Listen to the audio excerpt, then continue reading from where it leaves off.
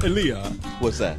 which one's your favorite Will Smith? Is it the, oh, hell no, Will Smith, or is it the, damn, Will Smith? Nah, dog. They ain't neither one of them. Oh, that's my least favorite one right there. The schnizzlet and the dog and the homie. Hey, no, none of them beats.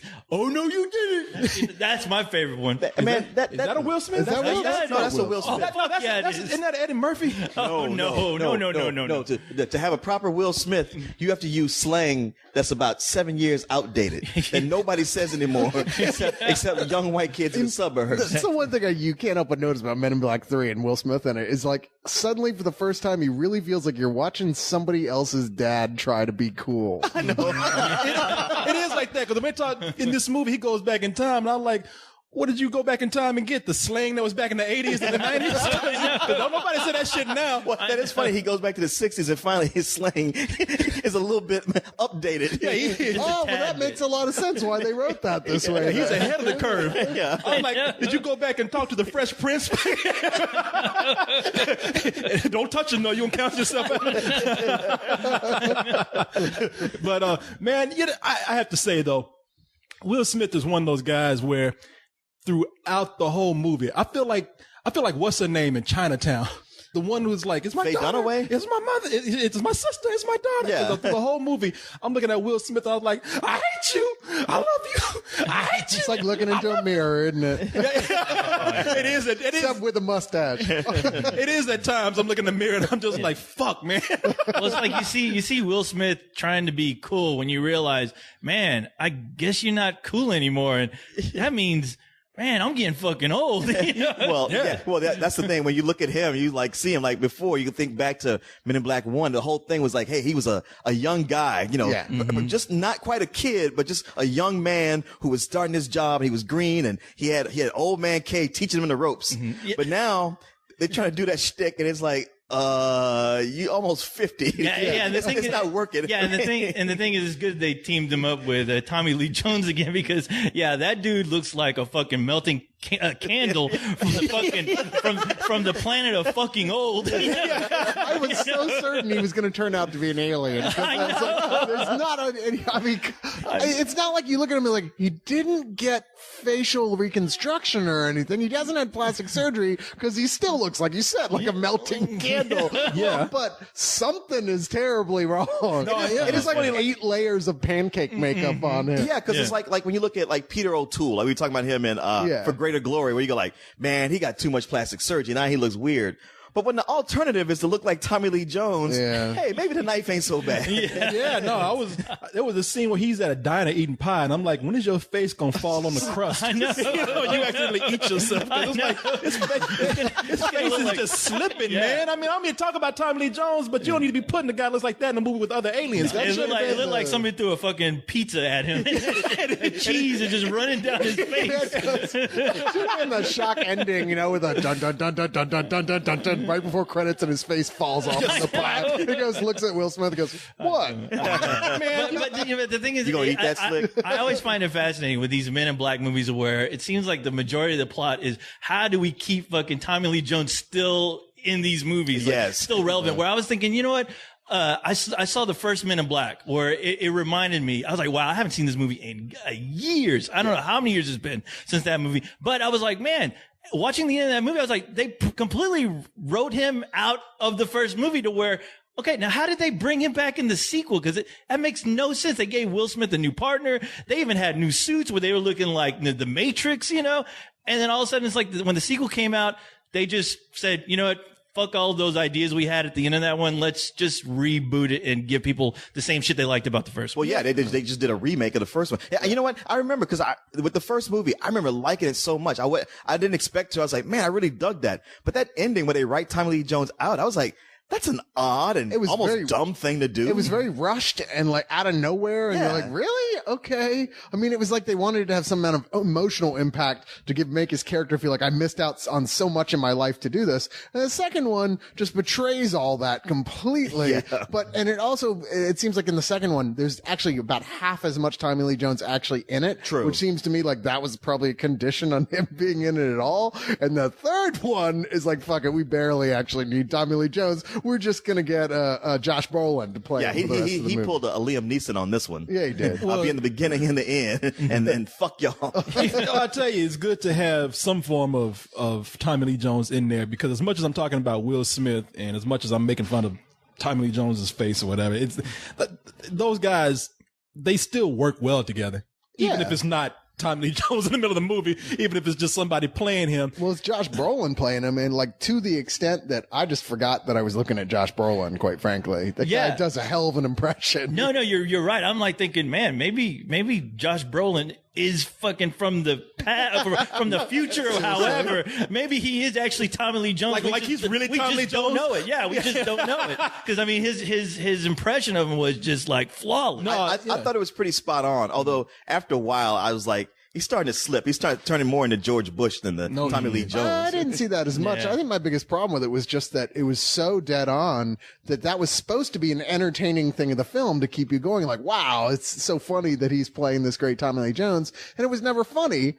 because it was too accurate. Yeah, well, that's the point. I mean, Tommy Lee Jones not supposed to be funny. In case you're wondering why there's Well, a young... I mean, in the context of the film, never mind. Yeah. No, but if you're wondering why there's a young Tommy Lee Jones and Josh Brolin is here and whatnot, you got Will Smith returning as Agent J, who is going back in time to work with the younger Agent K, played by Tommy Lee Jones, and they're trying to stop some alien from taking over the earth and coming down and destroying it. And you know how these movies do. Yeah, the alien Tommy Chong from the planet High. No, that was Jermaine Clemens as Boris the animal, and that young Tommy Lee Jones that we see in this movie is Josh Brolin, who, as we say, does a spot-on impression. I mean, Josh Brolin is, I have to say, he's amazing in this movie. If there's nothing else I can say that's great about this film, it's Josh Brolin. But I tell you, there are a lot of great things in the movie. I think a lot of great gags. It's just that a lot of it is broken up by gags that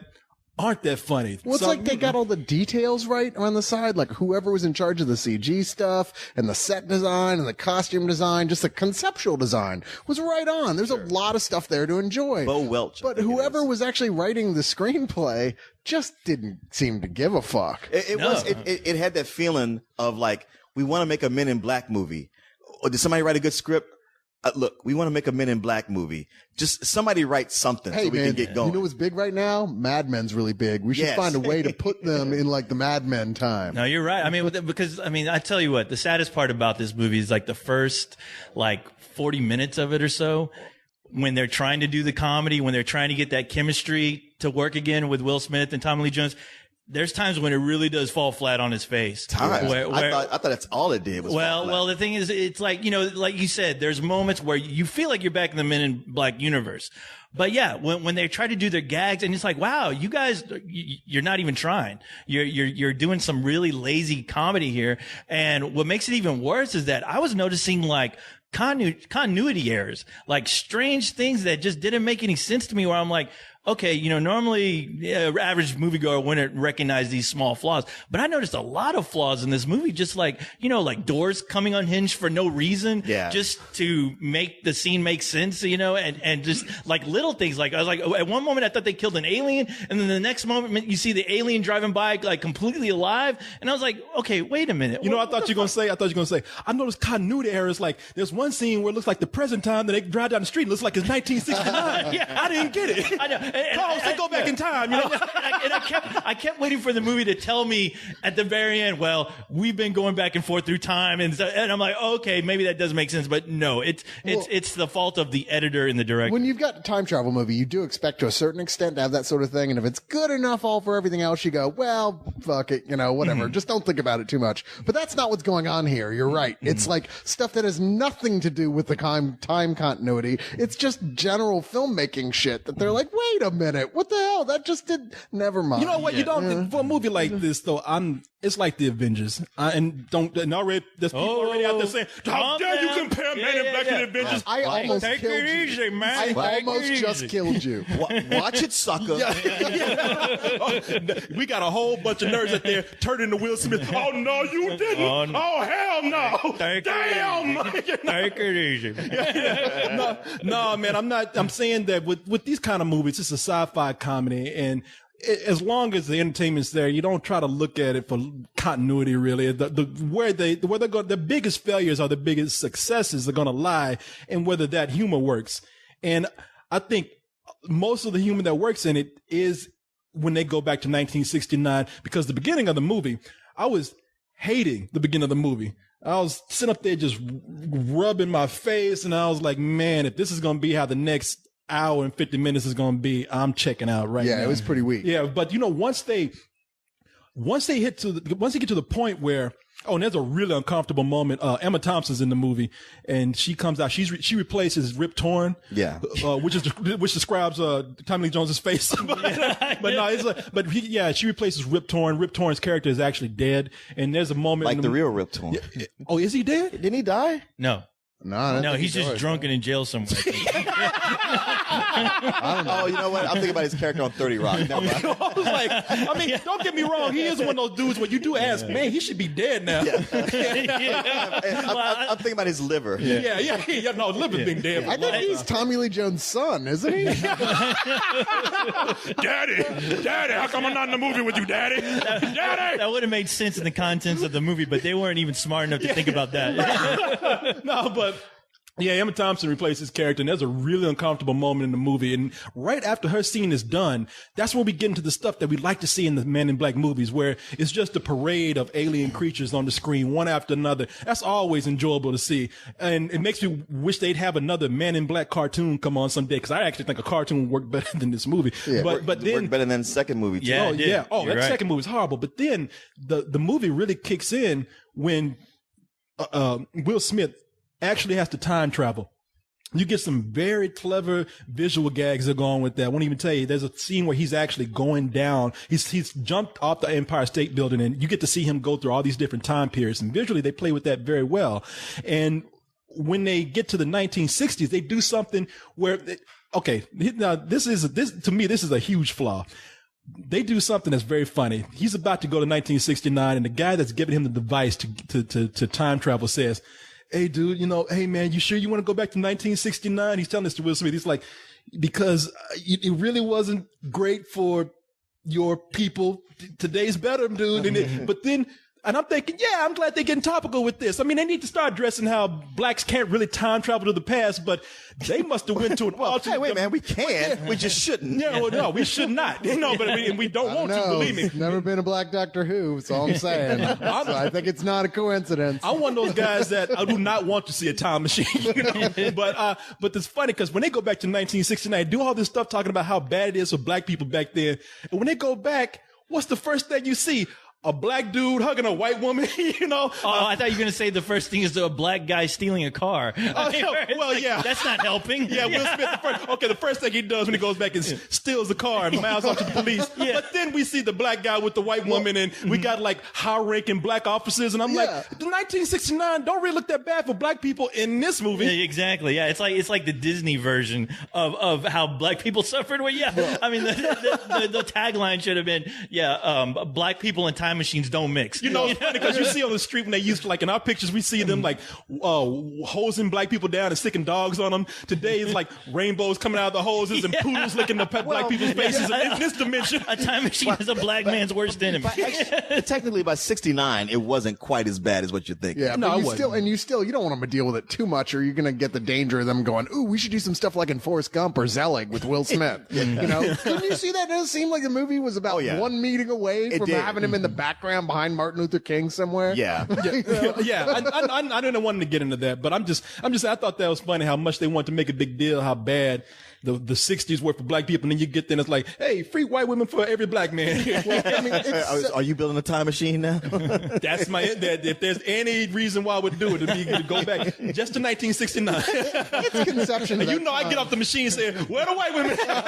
Kapow! Yeah, man. I actually heard one of the most racist things about this. This movie. I'm telling you what I heard. I'm not making a joke. Somebody, I don't know if they were joking or not, because it wasn't somebody who seemed like they had those kind of feelings, but they were like, I don't like the movies anyway. And I'm like, why? I'm thinking they're going to say something because Will Smith, and they're like, They stopping all these extraterrestrials, and they can't stop Mexicans from coming to the country. I was like, what? I was like, what, man? Serious? That's why you don't like these movies. It's like they want the fourth movie to be them just dropping the aliens and just going after Mexicans. Hey, I'd go see that. Yeah. But you know, a nigger ain't gonna do that. Don't talk to those guys anymore. Yeah, that MIB, the B is for Border Patrol. Its conception of that time is just as goofy as its conception of its modern day. I mean, it's ridiculous, pop, silly. I mean, you can't take it seriously at all. I mean, there's a whole sequence, and I thought the best sequence in the movie where they go to Andy Warhol's factory. And it's a really clever thing that they do in there that works. It has a great cameo.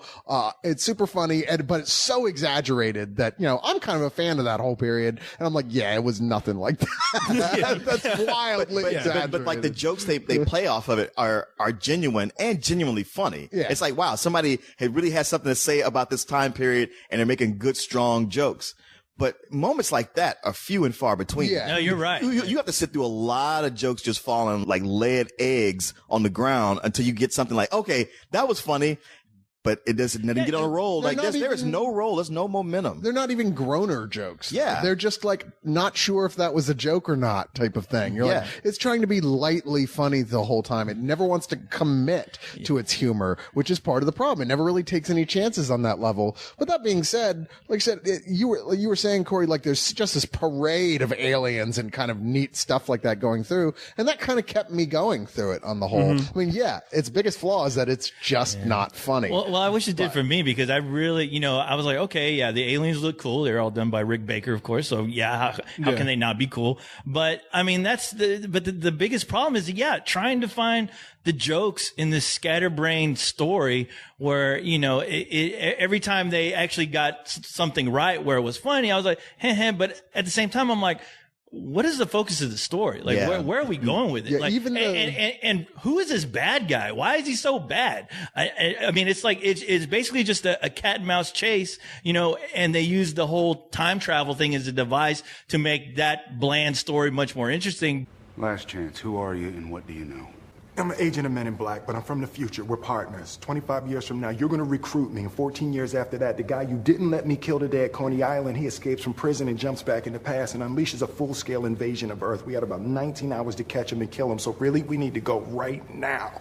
But I didn't have the same fun I had watching the first Men in Black movie where, you know, like I said, I saw that recently and I forgot how really fucking good that movie is. Yeah. Well, where this one, it just seemed like, oh man, I feel like I'm revisiting part 2 again. It seems like this is a perfect companion piece to part 2 as far as how we can just completely forget about it. You know, if Ghostbusters had a part 3, I hope it doesn't end up like this because it's kind of somehow lost the heart of that first film to where it's like, they're just trying to show you cool set pieces, cool gags, but it's like, you know what? I've kind of already seen all this. It just wasn't really doing anything for me. The movie likes to pretend like it's going to be a character piece with J and K. Like, oh, we're going to find out about a bunch about them we didn't know before. And like the fact that you find out anything more at all about J, however minor it is kind of a surprise. But the fact is with K and his whole arc, it's kind of a magic trick they pull on you because at the end, you don't know shit. Like Emma Thompson's whole role, it's insinuated that she's going to be this important part of his whole life. And yet there's absolutely nothing. She has no arc of any kind. You're like, wow, why was she even in this fucking movie? Yeah. Because he doesn't You know what, come man? to anything. Well, it makes you think about the first one. It's like, okay, well, who was that girl that Tommy Lee Jones was pining for? I assumed that was his wife that he really loved, that he was dying to get back with. What happened to that whole storyline? Well, there's a part in the movie where, there's several parts in the movie where Will Smith keeps asking Tommy Lee Jones, really, man, what happened? What happened? What happened to you, man? What happened? And by the movie, you don't know what they never tell you what happened. That's what's hilarious because there's no sense of tension through the movie as far as like capturing a villain that I didn't feel like who cares. Never felt like anybody was in danger. The jokes weren't keeping it going. The only thing that was keeping it going was the Will Smith asking like, "What happened to you?" I think so. You hold on to like, all right, I just want to stick around and see There's got to what be happened something to him. heavy that happens to change him from more of a happy-go-lucky guy. They do not tell you. You leave that theater. You gotta wait till part walking out 4. going like, wait. I still don't know. Will Smith was actually at our screening at the end of the movie. He stood up and said, "No, really, what happened?" He's like, "Hey man, we don't know. You tell us." I'm hoping there wasn't like a sting or something at the end of the fucking movie. Well, why would they do that with a like with a big character arc like that? Make that just like when you got to wait to the end of the credits to find out. Shit, that's just terrible, Well, right that's there, what I'm man. saying, though. It's all just a magic trick. They go, okay, you're going to see where the rabbit is. What's that over there? Hey, where'd the magician go? There never was a rabbit. But the saddest part is that I never realized how much, like, especially now thinking about 2 in this one, how much they really try to shoehorn in ideas that they should have introduced in the first one if they wanted to make all this make sense. Because I was like, wow, it seems like you guys are just picking up ideas, throwing them in just so these 2 characters can have something more to, like, I don't know, to have more of a history together. Like the shit they pulled with Star Wars where it's like, oh, Anakin built C-3PO. Right. And I'm like, oh, you're doing that shit with this movie? Because it really feels like you just wrote this in like 10 minutes ago. Well, and it was such a predictable ending that you just didn't feel it because it felt so manufactured. The only thing that kept it from being predictable to me, because I was just like, there's no way they do something like that. Oh shit, they just did. Yeah, exactly. Yeah, man, I'm right there with you. It's like the first Men in Black was inspired and somebody really worked on it. And the second one, it was a remake of the first one. And this one, it's not a remake of any of those, but it's just a bunch of ideas pulled from other movies. I was like, wow, I'm just not seeing anything I haven't seen before. I mean, who has seen anything they have seen before? It's just the problem with this film is that it just tries to rely too much on the budget, and the budget meaning the visuals. I mean, that's really in the star power.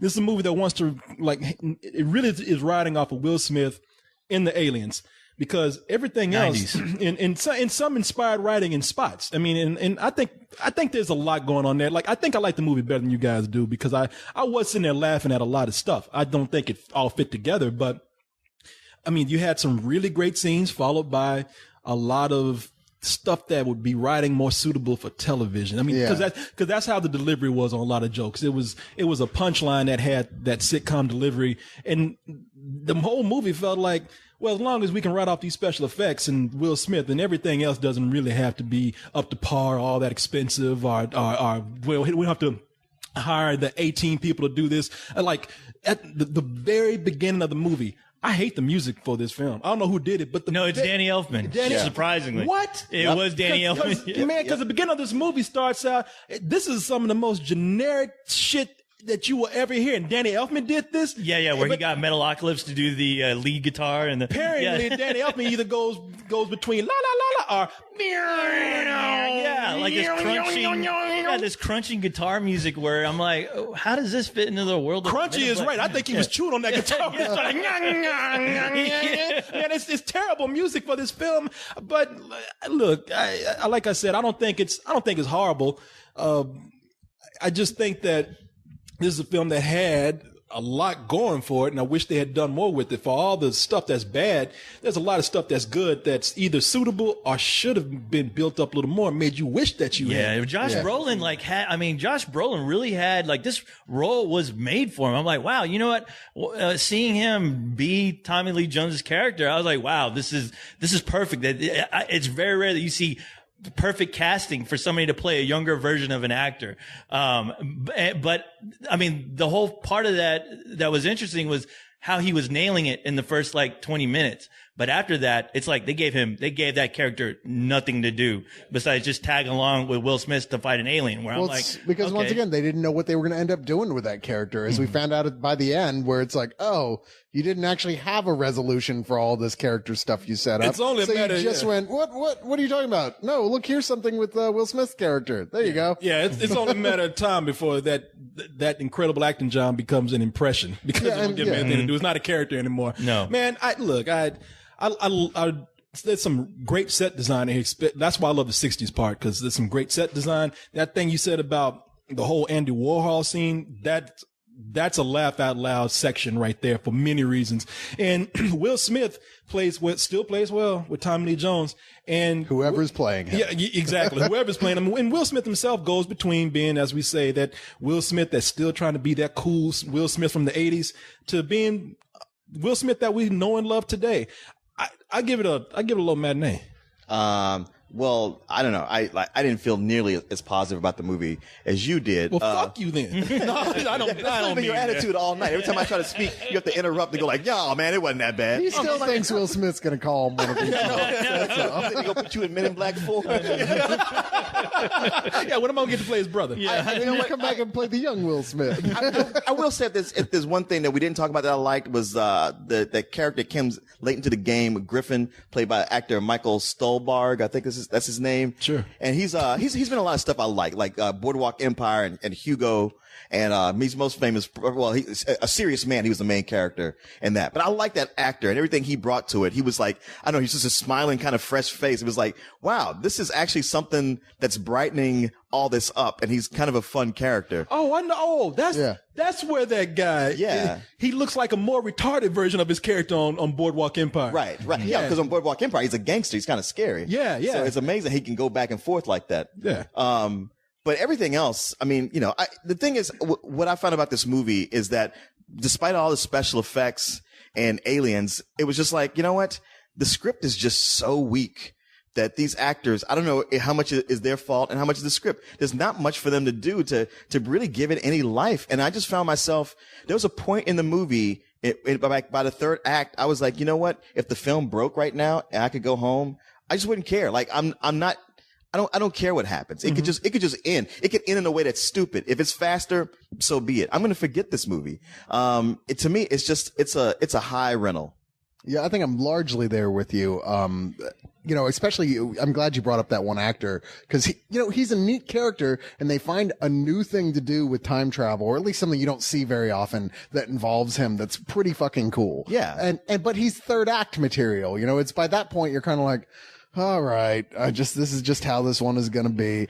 That being said, I keep coming back to how neat I thought the aliens were because I thought there was really cool alien design. I give them points for not falling back on the aliens from the previous two films we've already seen. I am surprised it didn't have the worms in there. They didn't go the little worm things. They were in the background at best. They didn't have the talking dog, right? Except as a picture on someone's wall. Yeah. Like they didn't do Tony Shalhoub's character. He didn't come back. That's weird because those are like signature characters, not just from the movie series but from the cartoon as well. I'm glad they didn't because it's like, okay, that would just feel too much like, okay, we got to hit all these notes again. And you got to see new aliens in there and ones that were pretty fucking cool. In fact, there was a sequence early on that was so violent with them. I was like, are you sure this is for kids? It's like a sequence he Will Smith reaches inside one and rips its heart out. Oh, yeah. It turns into a Death Wish with aliens. Yeah, I know. What the fuck is this? And that stuff's going on pretty constantly in the movie.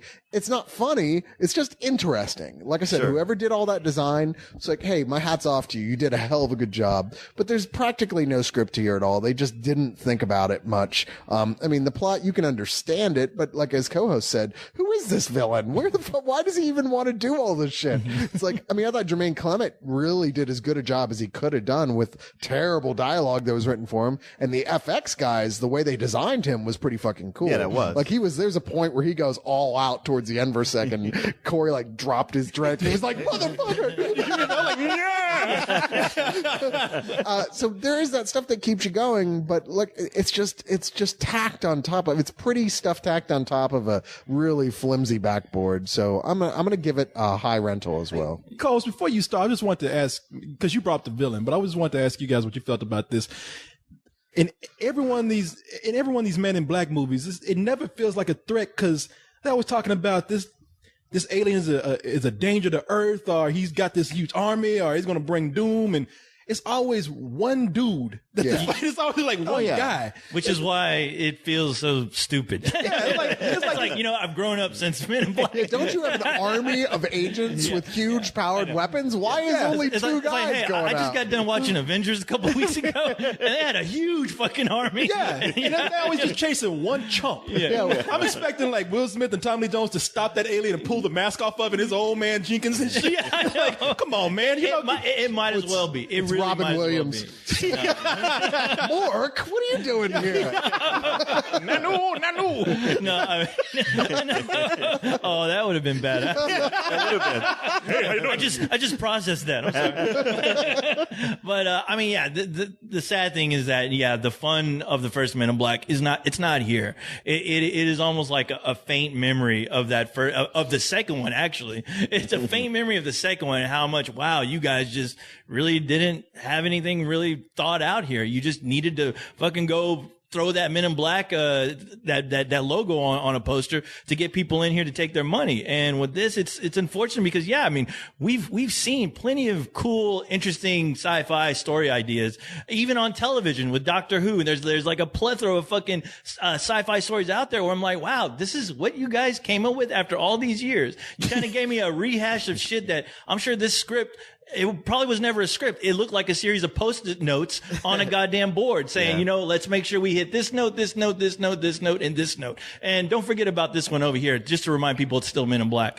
And that's unfortunate because, you want to have that fun sci-fi movie for the summer. And this is not fucking it. And Will Smith, man, dude, you got to start picking your scripts better because, I mean, you and Tommy Lee Jones are pretty much in the same boat as far as I'm concerned when I'm like, man, I remember that dude from a long time ago.